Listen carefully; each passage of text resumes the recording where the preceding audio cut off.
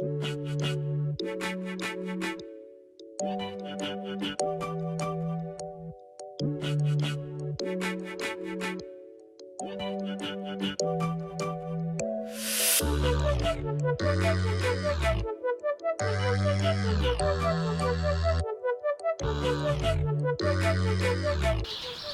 the weather has got icy cold this week, which is appropriate because we are going to show you two ways how to get the soundproofing tar from the floor of the car.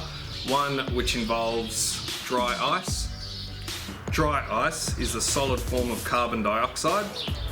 It is frozen around minus 78 degrees Celsius. When the dry ice is placed on the floor of the car, the soundproofing tar tries to contract, and because it can't contract at the same rate as the floor, the bond is lost and it basically just falls off. It's nice and clean, there's no residue left from the dry ice. For the small amount that we used, it did cost us $100.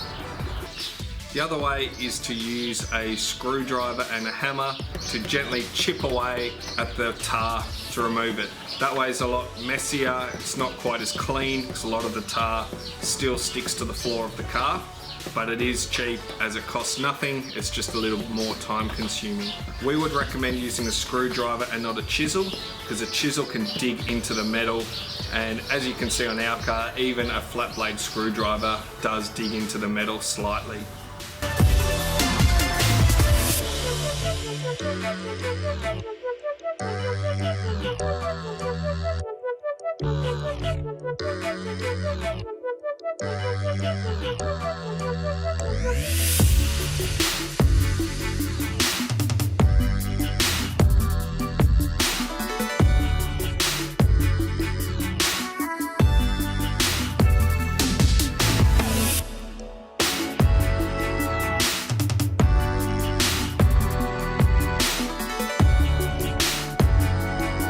The soundproofing tar we've removed has saved 12 kilos, and shout out to my mum for loaning the bathroom scales, although she doesn't know it yet. The driver's and passenger seat is 16 kilos each, and our fixed back race seat, complete with mounts and brackets, is 13 kilos. So a saving of 19 kilos just in the front seats.